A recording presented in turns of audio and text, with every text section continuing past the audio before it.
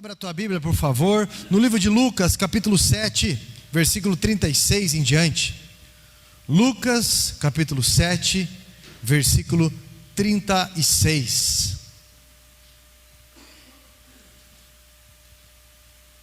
Culto incomum esse.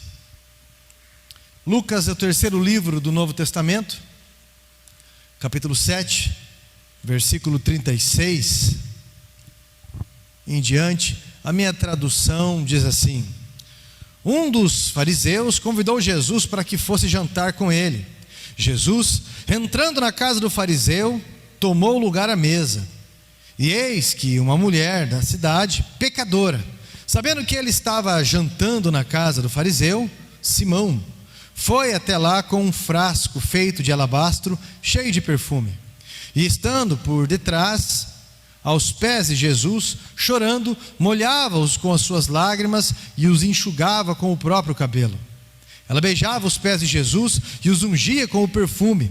Ao ver isso, o fariseu que havia convidado disse consigo mesmo: se esse fosse profeta, bem saberia que tipo de mulher é essa que está tocando nele, porque é uma pecadora. Jesus se dirigiu ao fariseu e lhe disse: Simão, tenho uma coisa para lhe dizer. E ele respondeu: diga, mestre. Jesus continuou: certo credor tinha 2 devedores. Um lhe devia 500 denários e outro devia 50 denários. E como eles não tivessem com o que pagar, o credor perdoou a dívida de ambos. Qual deles, portanto, o amará mais? Simão respondeu: penso que é aquele a quem mais perdoou. E Jesus disse: você julgou bem. E voltando-se para a mulher, disse Jesus a Simão: você está vendo essa mulher? Quando entrei aqui em sua casa, você não me ofereceu água para lavar os pés. Esta, porém, molhou os meus pés com lágrimas e os enxugou com os seus cabelos. Você não me recebeu com um beijo na face. Ela, porém, desde que entrei, não deixou de me beijar os pés. Você não ungiu a minha cabeça com óleo, mas esta com perfume ungiu os meus pés. Por isso afirmo a você que muitos pecados dela foram perdoados, porque ela muito amou. Mas aquele a quem pouco se perdoa, pouco ama. Então Jesus disse à mulher: os seus pecados estão perdoados. Os que estavam com ele à mesa começaram a dizer entre si: quem é este que até perdoa os pecados? Mas Jesus disse à mulher: a sua fé salvou você, vá em paz. Amém? Assente-se, por favor. Eu lembro uma vez que eu estava passando por uma tribulação terrível em várias áreas da vida. Isso faz ou perto de 25 anos ou mais de 25 anos. E eu lembro quando eu entrei numa igreja, eu já era cristão, já era batizado, já estava desenvolvendo ministério e tudo mais. Acredito que dentro de uns 2 anos desenvolvendo ministério. E eu lembro que eu fui naquele culto e começou a tocar uns hinos, que hoje é um ministério chamado Ministério Diante do Trono. Na época, o ministério era a Igreja Batista Lagoinha, e o primeiro CD deles era Diante do Trono. E eu nem sabia quem que era quem, mas o hino eu louvei de todo o coração. Quando na época não tinha data show, nenhuma igreja usava data show, usava-se retroprojetor ali, às vezes quando tinha, senão era um inário aqui escrito. Mas uma igreja muito simples, um templo muito pequenininho, simples, mas um ministério de louvor muito abençoado. O hino, eu lembro que ele dizia no refrão: como é bom poder pertencer ao Deus de amor, como é bom poder confiar em sua fidelidade. Eu descanso em ti, eu espero em ti, Senhor. Eu te adoro, Deus de amor. O hino começa, né? Tantas lutas, tantas dores, num deserto pareço estar. E aí vai o desenvolver exatamente. Então, eu estava cantando aquilo que eu estava vivendo. Olha só. Mas eu lembro que foi tão intenso eu dizer para Deus: Senhor, a minha vida familiar não está legal. E para um homem de família, se ele sai e a mulher está azeda, seja o que for, o dia dele parece que não presta, não é? E para um pai de família, se os filhos dele não estão desenvolvendo como deveria, ele fica o dia inteiro maquinando o que pode ser feito. A minha saúde também não estava legal. Eu tinha sido diagnosticado com tuberculose severa e estava fazendo o início de um tratamento muito difícil. Na vida financeira, nem se fale. Eu estava pelo INSS, 2 meses já sem receber, mas Deus provendo. Na época eu vivia de aluguel, provi, nunca trazia um aluguel, graças a Deus. E em várias áreas passando por um extremo absurdo. E eu lembro que eu fui naquele culto, eu simplesmente levantei as minhas mãos e eu comecei a dizer o quanto Deus sempre foi bom na minha vida, sempre o quanto Ele foi maravilhoso, fiel, leal, e agradecer a Dele, como é bom poder pertencer ao Deus de amor e confiar na sua fidelidade. Aí eu lembro que um pastor, ele desceu do altar, ele chamou no canto e ele falou: eu vi algo na tua vida que Deus falou comigo. Esse pastor não sabia o meu nome, nem de onde eu vim, nem nada. E ele falou que ele vai entrar com uma providência na área da tua família, na tua área financeira, e em poucos dias você vai ver o nível de mudança que vai acontecer na tua vida por conta de que você confiou, de que você tem fé, de que você não está arredando o pé, mesmo mediante as situações extremas e tudo mais. Pois bem, um tempo depois, minha esposa começou a cultuar, começou a ir para a igreja, eu subi de cargo na empresa, trabalhava metade do horário que eu trabalhava antes e recebia o dobro do salário que eu recebia antes, né? Deus me curou milagrosamente da tuberculose, porque eu não conseguia fazer nada. Bem da verdade, eu tinha que ficar numa cama deitado, mas da onde que um colérico hiperativo vai ficar desse jeito, né? Vai pentelhar todo mundo. E Deus me curou milagrosamente.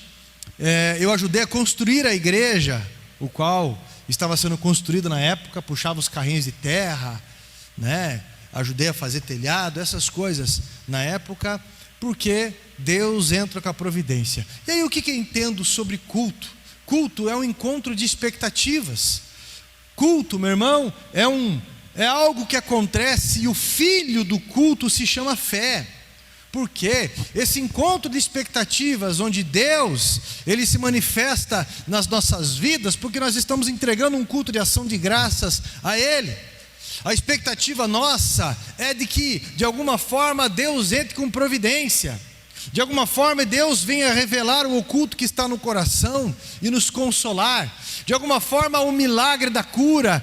De alguma forma o milagre, assim como aconteceu com o centurião, o milagre que chega até a nossa casa, não só convertendo os corações, mas curando os interesses, curando o que tem que se curar mesmo. E nessa fusão que há num culto, você vai ver, você vai perceber ali a explosão de mudança que vai haver na vida. Talvez você se frustrou em situações de igreja, religiosamente se frustrou com uma série de situações, está cansado de coisas repetidas, negativas da família, está cansado, meu irmão, de pagar boleto, trabalhar bastante e está sofrendo talvez até um burnout aí, porque não consegue ver os resultados, mas se esforça muito. Talvez você mesmo foi vítima da própria intoxicação de tanta reclamação. Mas quando você vê um culto, e quando você entoa um louvor a Deus de todo o teu coração, quando você ora a Deus, entregando o teu coração a Deus, entregando as tuas palavras, as tuas confissões verdadeiras, porque um culto ele é o quê? O Senhor se importa que o adore em espírito e em verdade, que você seja verdadeiro. E quando isso acontece, meu irmão, o que vem de encontro à tua vida é uma ligação do trono, é o sobrenatural, as coisas se manifestam de uma forma diferente. E esse texto que eu li para vocês é um dos cultos mais espetaculares. Culto que resultou em salvação, culto que resultou em revelação, culto que resultou em honra, em reconhecimento. Deus tem expectativa em ser adorado pelos seus filhos. Às vezes, meus irmãos, o que há em nós mesmos é louvar a Deus com os lábios, mas o coração, isso é, a tradução melhor é a alma ou a nossa mente, está longe de Deus. Salvação, domínio próprio, aliás, cura, libertação, revelação, elas são manifestações quando esta fusão com Deus. Entregar um culto de qualquer jeito, meu irmão, é retardar bênçãos. Entregar um culto relaxado ou de qualquer jeito a Deus, meu irmão, é estar desconectado com aquilo ou aquele que pode mudar as nossas vidas. Nessa época aqui, existiam-se lugares para cultuar. Existia templo, existia sinagogas e existia a própria casa. Fariseu, que era um religioso da época, existiam os fariseus, os saduceus, os escribas. Ele era um religioso muito respeitado na época por sua conduta. Mas entre tantas coisas, um erro eu quero destacar. O mesmo que destacou, ou que Jesus destacou nesse texto. Simão, o fariseu, não querendo se expor na multidão, chamou Jesus para a sua casa, na expectativa de ver quem era Jesus realmente. Ele não queria se expor publicamente, mas ele queria estudar Jesus, analisar, conversar, ver qual é desse Jesus. Mas Jesus, ele vê além da formalidade.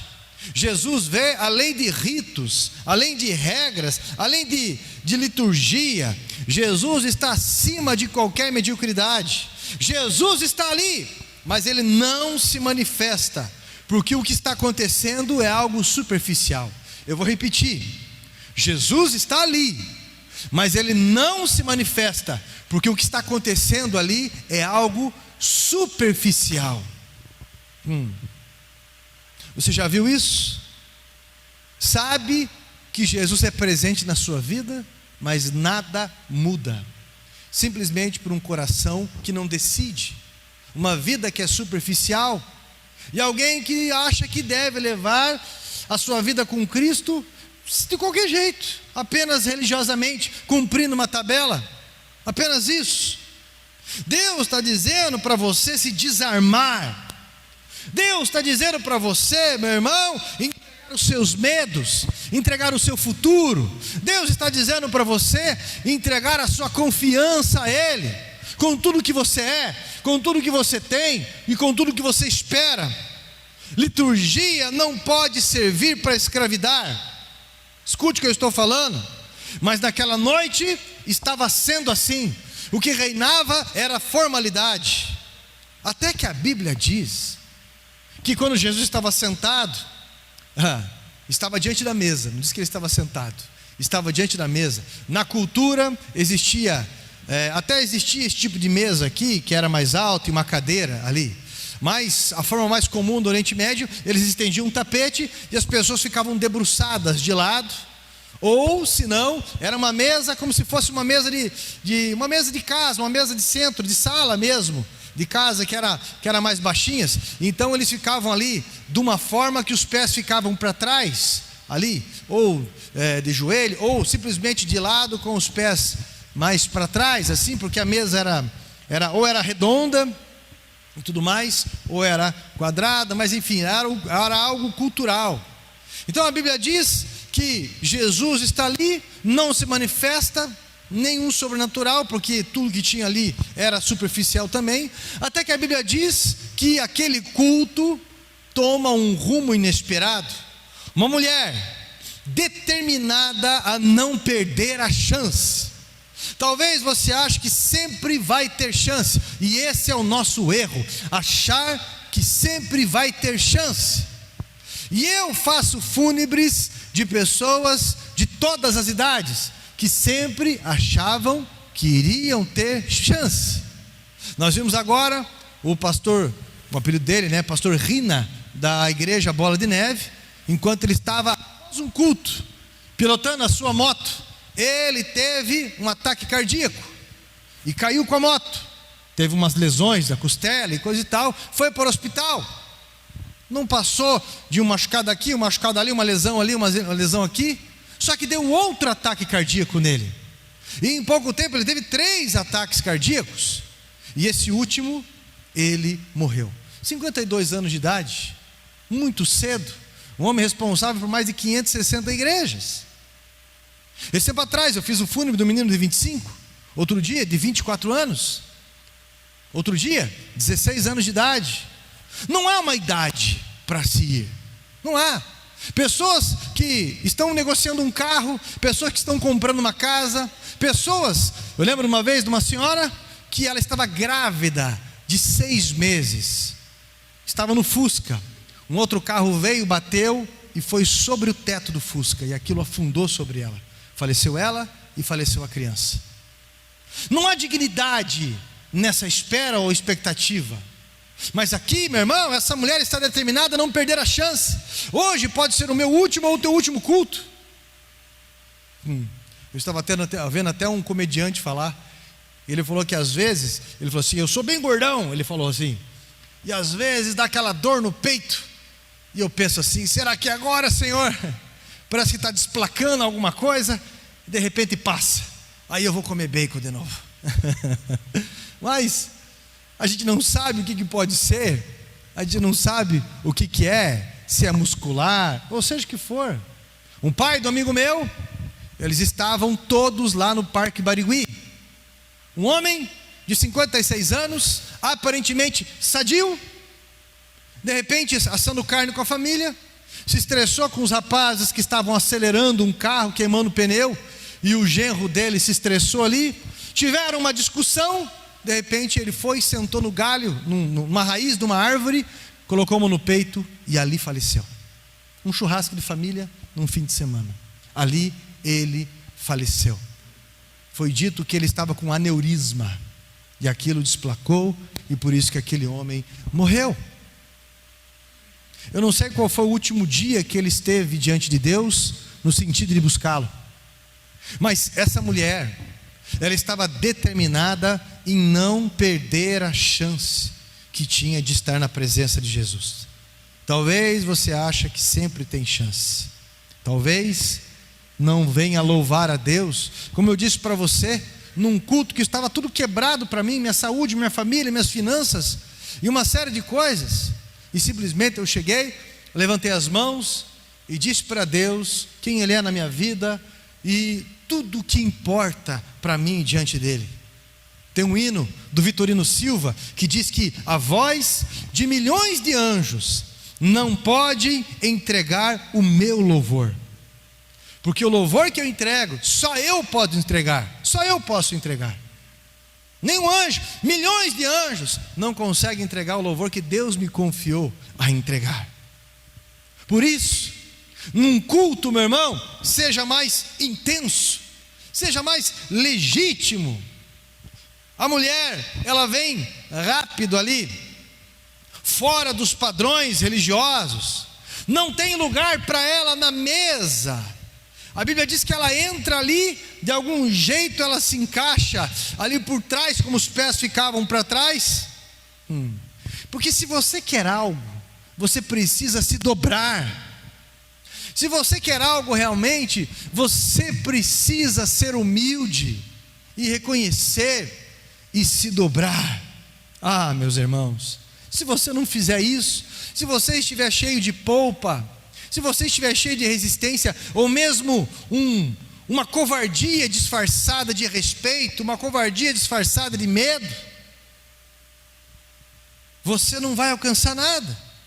A Bíblia diz ali que o culto ele tomou uma outra direção, porque aquela mulher, ela começou a chorar, ela derramava suas lágrimas nos pés de Jesus, e pegava o cabelo e limpava. E ela trouxe ali num vaso de alabastro, que era um vaso de pedra maleável ali, um óleo precioso dentro, o qual ungia os pés de Cristo. E aquilo era muito caro, o valor era alto, e ela passava, ela enxugava e tudo mais. De alguma forma ela queria presentear a Cristo. E aí então, aquele homem religioso, aquele homem teólogo, que observava Jesus, ele está aí, ó. Eu queria observar ele, porque eu queria ver se ele é realmente Deus, se ele é de Deus, se ele é um profeta. O que ele é? Se ele fosse um profeta, ele saberia que essa mulher é o quê? Pecadora. E quando fala uma mulher pecadora, está dizendo o quê? Qual o entendimento para a gente da época? Uma mulher que alugava o seu corpo para que outros homens, ou talvez até mulheres, tivessem prazer. Não é? Na época, a tradução vai nos trazer realmente essa ideia. Você pode procurar em rodapé da tua Bíblia também. Essa mulher, ela lavou os pés de Cristo, ela fez isso. O fariseu falou: se ele fosse profeta, ele saberia quem que é essa mulher, e não deixaria ela tocar nele. E aí Jesus manifesta a revelação. O culto toma outro rumo. Jesus olha para Simão, aquele fariseu, e fala: deixa eu contar para você uma parábola. O que é uma parábola? É uma comparação. É uma história configurada para dizer uma outra coisa, uma história paralela. E aí ele fala a história do credor. Em outras palavras, tinha lá um agiota legalizado, um banco, um dono de banco, ou seja o que for, tinha lá um credor, e ele emprestou 50 denários para uma pessoa, emprestou 500 denários. 500 denários dava em média 20 meses de trabalho. A pessoa ganhava uma moeda por dia. 20 meses de trabalho. E aí ele fala, e depende do valor, da moeda. E aí, pelo menos o estudo da minha Bíblia diz isso.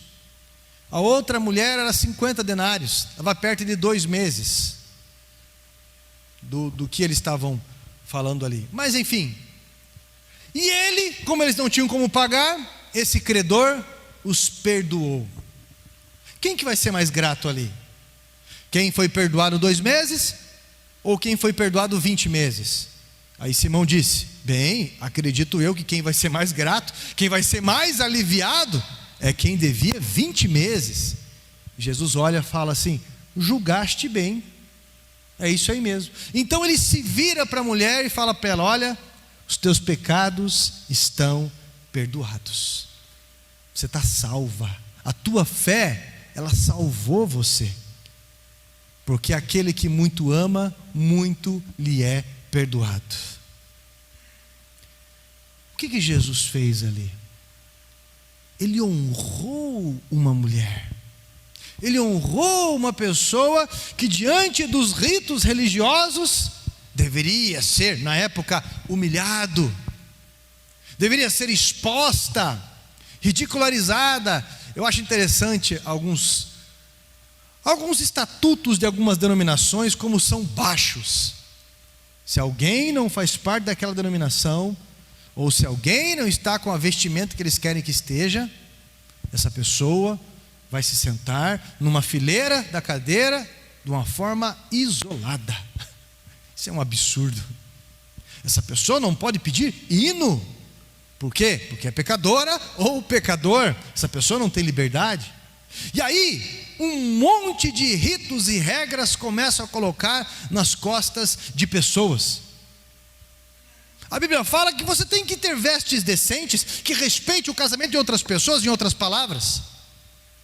Agora, começa a se colocar uma montoeira de coisas na vida de pessoas, a tal ponto que isso lhe separa da leveza que é a vida cristã. Ah, meu irmão, o fariseu ele levou uma invertida ali, porque Jesus, ele honrou aquela mulher, os pecados dela foram perdoados porque ela amou muito. Adão, quando ele caiu, ele tirou as coisas do lugar, Nem leão comia carne e passou a comer carne. Olha só. Porém o segundo Adão, que a Bíblia diz, que é Jesus Cristo, ele veio colocar as coisas no lugar. Ele vem reencaixar, ele vem aprofundar. Jesus coloca o culto no lugar. Jesus escondeu esta mulher daqueles devoradores. Jesus protegeu a honra daquela mulher. Agora vamos dizer que uma filha tua está sofrendo um ataque, um filho seu comete algum erro, você vai sair expondo o erro? Você não vai proteger a sua filha? É o que Jesus fez, é o que Ele faz comigo e com você. Imagine só se Jesus começasse a expor os nossos pensamentos, erros, só de hoje, não vamos muito longe não, só de hoje, mas Ele não nos envergonha, Ele nos honra, Ele nos abençoa. Nós ficamos às vezes tudo constrangido, mas Jesus, Ele simplesmente, quando Satanás chega nos acusando, Ele nos justifica, Ele nos perdoa, Ele derrama graça sobre nós. E aí, quando Jesus fala, os pecados dela estão perdoados e ela está salva por conta da sua fé, Ele esconde aquela mulher e Ele olha para o fariseu, de novo para Simão, e Ele fala, em outras palavras, você é tão grandão, né? Você é professor de escola dominical, teólogo formado, você é um empresário magnífico, você tem uma experiência de vida incrível e tudo mais, mas desde que eu entrei aqui, você não me deu nem água para lavar os pés, você não fez nem o mínimo por mim, mas ela me deu a água mais preciosa, que são as suas lágrimas. Ela não cessou de molhar os meus pés e enxugar com o seu cabelo. Jesus olha o coração dela, a vida, a devoção, a dedicação, o amor dela. Sabe o que significa o óleo? O óleo, meu irmão, significa perfumar, dizer que aquele lugar era sagrado. Aquele tipo de óleo significava dizer que aquele ambiente era sagrado pela presença de Jesus. Pés na Bíblia significa santificação. A Bíblia diz que ela beijou os pés de Cristo. Jesus falou para o fariseu assim, desde quando eu entrei aqui, nem com o santo ósculo você me beijou. Isso é um costume lá no Oriente Médio. Você nem me saudou, você nem me cumprimentou, Simão. E essa mulher não cessou de beijar os meus pés. Beijo significa comunhão. Beijo significa comunhão. Uma mãe beija os seus filhos, um pai beija os seus filhos, o marido e uma esposa se beijam. Se um casal não se beija, é porque o negócio está estranho, é porque só chega em casa, só dá aquele se o casal não tem intimidade de um beijo, é porque estão perdendo essa intimidade realmente, ou porque alguém tem mau hálito e outra pessoa não quer contar, para não magoar. Mas alguma coisa está acontecendo. Mas aquela mulher beijava os pés de Cristo, porque significa que ela tinha comunhão com Ele. E algumas pessoas, mesmo vindo a um culto, não têm comunhão com Cristo, porque não tem prazer naquilo que é dele. Ontem eu fui mais uma vez para a comunidade terapêutica, fui sozinho, e eu gosto de colocar alguns hinos, que eu sempre sou criticado quando estou andando com outras pessoas e coloco aqueles hinos. Hinos velhos, se bem que dessa vez eu coloquei o CD Em Tua Honra, do David Keelan, que é um CD antigo, né? Em Tua honra, Senhor, que eu aprendi a adorar somente a Ti. E ele fala, nesse lugar de adoração é onde eu entrego os meus sacrifícios ao Senhor. E aí eu comecei a cantar e comecei a louvar a Deus. Por quê? Porque eu tenho prazer em fazer isso. Eu tenho prazer em ter intimidade com Deus, em conversar com Ele, em me abrir, em dizer o quanto é importante. Agora algumas pessoas, isso é um peso. Essas pessoas, elas são guinchadas para estar diante de Jesus. Faz de uma forma para cumprir tabela, apenas isso. Vai passar horas em redes sociais, TikTok, Facebook, ou seja que for, mas não tem prazer em aprender nada da palavra de Deus, não tem prazer de ouvir nada da palavra de Deus, e nem de entoar nada. Apenas quando vai ter um momento de lazer, vai escutar aquilo que tem prazer, mas que não tem nada a ver com louvor a Deus. Meu irmão, o pastor está dizendo que música mundana. Meu irmão, o que existe é música boa e música ruim. Se você não pode, às vezes, escutar, seja o que for, dependendo da música, com uma letra decente, você não pode assistir um filme. Nada. O que eu estou dizendo para você, que existe o bom senso cristão em tudo isso. Não um rito religioso, não uma mente presa. Você não faz porque você não pode, mas porque você tem entendimento. Entendimento de uma pessoa liberta. Algo que você quer confessar, algo que você quer fazer. Jesus, ele foi de encontro à necessidade daquela mulher. E a Bíblia diz que ela é perdoada, ela é salva. E aquilo que ela precisava para viver aqui, ela tem de Jesus. A paz de um salvo, a paz que excede todo entendimento. Isso inova. Meu irmão, você está disposto em sair da mediocridade? O que é uma pessoa medíocre? É uma pessoa que sempre está na média. Eu cumpro ali a minha média, e cumpri minha parte, eu vou para casa, acabou o problema e coisa e tal. Salomão, ele inova. Ele vai lá, vai no monte Gilgal, no monte mais alto que tem, e oferece 1000 sacrifícios ali, isso é, ele fez o que ninguém fez. Naquele culto ali, naquele encontro de expectativas, onde a formalidade reinava, aquela mulher entra e ela faz o novo.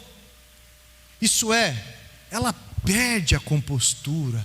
Até eu lembrei de um hino, David Keelan, muito conhecido, que ele fala: quando a música esmurece, o resto desaparece e simplesmente a ti me achego. Isso é, meu irmão, você consegue se desconectar daquilo que está ao redor, porque você está numa sintonia com Deus ali, que alguma coisa vai acontecer, alguma coisa vai mudar, alguma coisa vai transbordar, alguma coisa vai encher, alguma cura, alguma notícia boa, algum milagre, alguma solução ela virá. Você está entendendo o que eu estou falando? Sabe o que acontece com muitos crentes? Vem para a igreja com a vida toda quebrada, vem para a igreja com a vida toda desalinhada, sofrida, magoada. E aí quando chega na igreja, Deus levanta homens, mulheres que têm os mesmos desafios, mas têm a disposição do sacrifício em servir, em ser gratos mediante aquilo que Deus fez na vida. E aí essas pessoas aprendem, realinham a vida, organizam a vida e são curadas em vários fatores da vida. Só que daí a mediocridade, ela começa a tomar conta. Por quê? Porque assim como está escrito aqui, a mesmice, a formalidade, a desconfiança, até de Cristo ali, começa a tomar conta do seu coração. Alguém que tem a boa fama, alguém que tem uma vida organizada como de um religioso conceituado da época, alguém que tem status, alguém que tem todas essas coisas, está vivendo ali uma mediocridade, uma mesmice, uma vida resumida. Não é uma vida de entrega. Olha para cá, você sabe qual que foi a diferença da oferta de Caim e a oferta de Abel? A oferta de Caim foi uma oferta contida, mediante a sua capacidade. A oferta de Abel foi uma oferta verdadeira. Como é que está a nossa capacidade? Jesus, da mesma forma, num outro culto, a Bíblia diz que ele ficou do lado do gasofilácio, que ficava atrás do templo, dentro do templo, mas nos fundos. E Jesus ficou lá, do lado do gasofilácio. Tinham homens muito nobres, com anéis caros, que gostavam de ser vistos por pessoas, mas ele reparou e destacou quem? Uma mulher que chegou com 2 moedas e entregou. E ele disse que aquela mulher, ela deu a maior oferta naquele lugar, porque não era o valor que ela tinha depositado, mas ela depositou tudo o que ela tinha. Tudo o que ela tinha. tudo o que ela tinha. Algumas pessoas têm tanto medo de ser logrados, já passar por tantas situações, que até de Jesus ofensivamente desconfia. Porque ali tinham pessoas ao redor, mas quem esse religioso estava desconfiando era de Jesus, principalmente de Jesus. Quando se fala sobre oração, cura divina, quando se fala sobre oferta, quando se fala sobre entrega, quando se fala sobre chamado, o que se duvida quando não se toma uma postura é de Jesus, não é de si mesmo não, é de Cristo. E isso aí faz uma vida ficar patinando, não mudar. E aí a pessoa pensa assim: não, Deus me abençoou, eu estou indo bem. Não, era para estar muito melhor em tudo, mas você está regredindo. E está regredindo em muita coisa que era para ser. Muita coisa. Eu sempre me pergunto, como é que eu vou sair daqui hoje? Como um fariseu ou como um adorador? Adoração na Bíblia não tem a ver com louvor. Adoração tem a ver com atitude, com entrega. Fazer o novo, fazer o que ninguém fez. Nós precisamos inovar a nossa entrega a Deus. Nós precisamos confiar em Deus e inovar o nosso tratamento, inovar a nossa saúde, a administração, a nossa fé, as missões, o relacionamento com Deus. Deixe Deus beber as suas lágrimas. O milagre ele vai acontecer. Jairo, ele perdeu a compostura. Ele era um dos principais também na sinagoga. Ele foi até Jesus e ele perdeu toda a compostura. Ele pediu ajuda. A filha dele, citada. Eu não sei o que pode estar acontecendo na sua vida, mas não se conforme com o raso. Não se conforme com uma vida rasa. Olhe mais longe. Abandone a velha vida vazia, deprimida, uma vida que não tem desafios com Deus. Qual desafio você tem com Deus, pelo amor de Deus? Qual o desafio que você tem com Deus? Precisa se dar um passo inédito. Olha para cá. Você quer que Deus te ouça? O livro de Zacarias, no Velho Testamento, pertinho do livro de Mateus, mas é Velho Testamento ainda. É Deus dizendo para o povo de Israel: assim como vocês não me escutaram no dia que eu clamei, que eu chamei vocês, no dia da sua angústia, quando você clamar a mim, eu não te ouvirei também. Eu não sei como é que está a vida, mas eu sei que toda mensagem que Deus usa pessoas no altar para falar para a gente, e a gente escuta, porque não é para quem não está aqui, não é para quem não está assistindo. Eu sei que tudo que Deus nos fala é um alerta, é a palavra que veio exatamente para a gente. Deus está chamando você para inovação hoje. Deus está chamando você hoje para a comunhão. Deus está chamando você hoje para perder a compostura diante da formalidade. Deus está chamando hoje para ter coragem de enfrentar a opinião de pessoas, de assumir responsabilidades. Deus está chamando hoje para assumir uma postura diante dele, porque vai chegar um dia em que você não pode se defender mais, e nem vai precisar. Vai chegar um dia, meu irmão, em que você estará diante do Pai, e Cristo vai te honrar. Cristo vai te honrar. Cristo vai te honrar. Chega momentos em que Satanás ele quer nos acusar diante do Pai. Aconteceu isso no livro de Jó. Mas é interessante que Jesus, o advogado fiel, ele está ali para nos defender, simplesmente por amor. E vai falar ali: fulano? Sim, ele errou sim. Ele comeu muito flan depois da janta, ele passou mal de madrugada. Sim, tem um conhecido meu que era 11 horas da noite, ele comeu meio leitão. Foi parar no ambulatório do hospital. Imagine só, por mais que ele fosse grande ali, ele pecou, não tenha dúvida que ele pecou, ele não está respeitando o templo do Espírito Santo, né? Ele condicionou uma ansiedade ali, uma série de coisas que aconteceu com ele. Porém, ele poderia ter morrido ali, mas de alguma forma o Senhor o justificou, porque ainda há uma missão. Pedro poderia ter morrido quando ele negou Jesus pela terceira vez, mas há uma missão.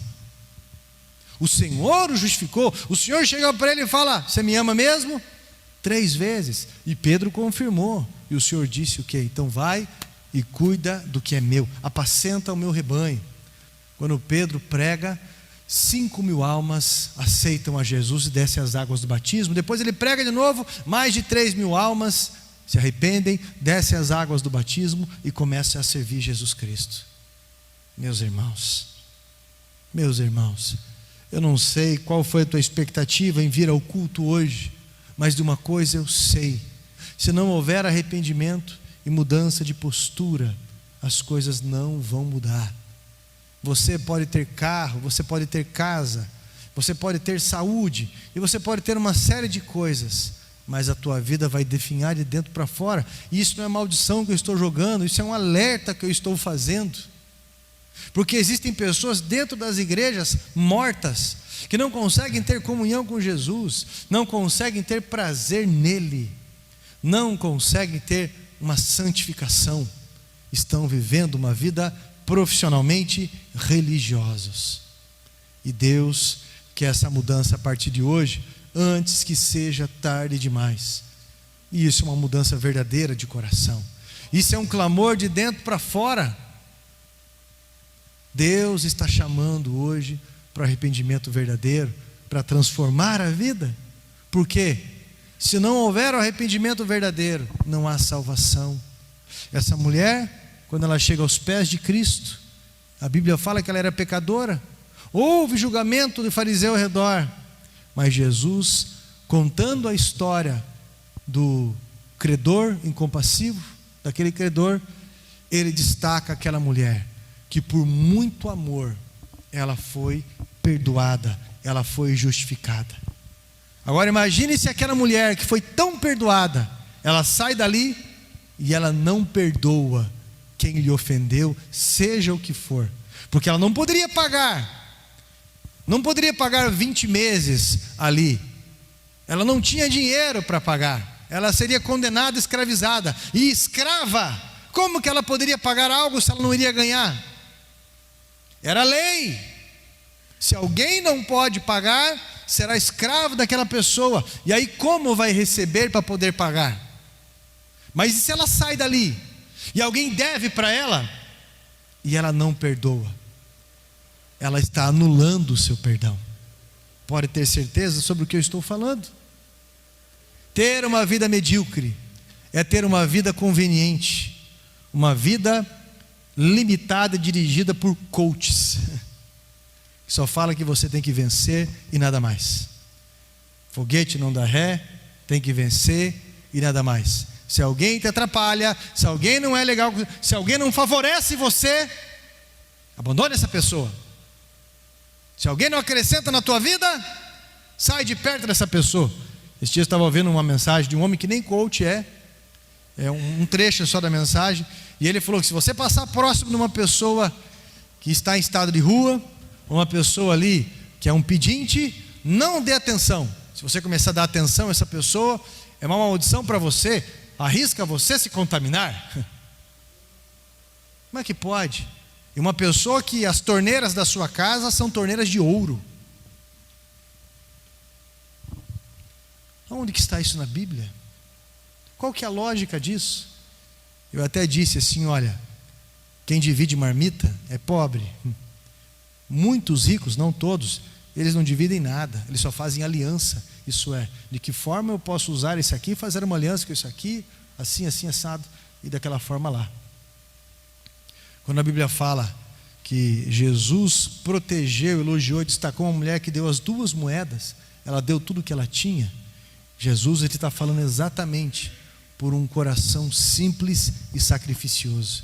Aí você pensa assim: mas eu sou simples, pastor, eu não tenho 2 moedas no bolso, mas eu só tenho R$2. Eu sou uma pessoa simples.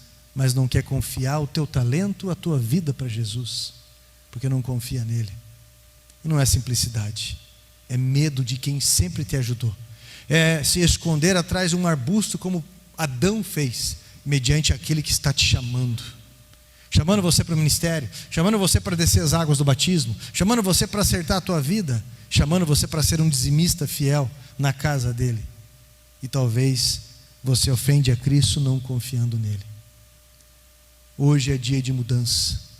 Hoje é dia em que Deus vai começar a mudar a tua vida, porque você vai sair da mediocridade e você vai cumprir a vida o qual foi lhe dada para que você tivesse uma missão. Se coloque em pé em nome de Jesus. Uma desgraça aconteceu depois de um culto. Que desgraça, pastor? Quando Caim e Abel estavam entregando um culto a Deus. Mas foi depois de um culto a Deus que um matou o outro. Depois de um culto. Muita coisa pode acontecer depois de algo mal feito. Hoje é dia de mudança. Hoje é dia de santificação, de reverência. Hoje é dia de transformação. E você sabe que Deus está chamando você. Você sabe que Deus está chamando você, meu irmão. Quando eu chego aqui, eu faço muitos tipos de apelo, muito, porque não existe mensagem sem confronto, não existe mensagem sem apelo. E muitas pessoas se fazem de surda, mas Deus está chamando. Coloca a mão no teu peito, por favor. Eu vou orar por você, e você vai responder a Jesus mediante toda essa situação. Você quer sair daqui como um adorador, ou você quer sair daqui como um fariseu a partir de hoje? Porque o Senhor está chamando você. Ele está chamando. E você não pode colocar a culpa em outras pessoas. Você só tem que confiar em Cristo. Deus Todo-Poderoso e fiel, amigo de todas as horas. O Senhor sabe da vida de cada pessoa aqui. Cada pessoa que me assiste. O Senhor conhece também o meu coração e a vida de todos aqui. Eu quero pedir ao Senhor, por favor, Pai, que no nome de Jesus Cristo, o Senhor derrube as barreiras da incredulidade, que o Senhor derrube as barreiras aqui, daqueles que não conseguem confiar no Senhor, porque tem a mente presa em algum trauma, em alguma limitação. O Senhor, Pai, tem uma mente presa em essas pessoas talvez tenham a mente presa em alguma ofensa. Então, a partir deste momento, meu Deus, traz à memória aquilo que precisa ser sarado. Traz à memória aquilo que essa pessoa precisa ser liberta agora, que talvez não confia no Senhor. Transforma essa vida, pois essa mulher teve a vida transformada. Ela não só foi curada, como ela foi salva por uma fé sobrenatural. Pai, essa mulher, eu não sei o que ela fez nos detalhes, mas eu sei que o Senhor perdoou ela. Se tem algo nas nossas vidas que nós temos que perdoar de coração, perdoar de verdade, perdoar nos laços, perdoar, Pai, de todo o coração. Pai, que isso seja destacado diante do Senhor, e que todo coração duro se dobre diante da Tua palavra verdadeira. Se há pessoas aqui, meu Deus, que estão com a vida financeira travadas, por algum motivo assim, destrava esta vida, meu Pai. Destrava essa vida financeira, abençoa poderosamente, Pai, de uma forma em abastança, de uma forma fluente, de uma forma, oh meu Deus, transfigurante aos olhos de muitos, mas que essa pessoa venha transbordar dessas riquezas, o Senhor, em todas as áreas, simplesmente porque decidiram confiar no Senhor. Eu peço ao Senhor essa graça poderosa, essa graça milagrosa. Eu peço esses milagres, e que essa pessoa consiga ter comunhão contigo, consiga perfumar o ambiente aonde estiver, destacar o Senhor, honrar ao Senhor, e que seja justificado pelo Senhor diante dos perigos. Esta é a nossa oração, te agradecendo em nome de Jesus, e todos digam amém. Vamos aplaudir a Jesus.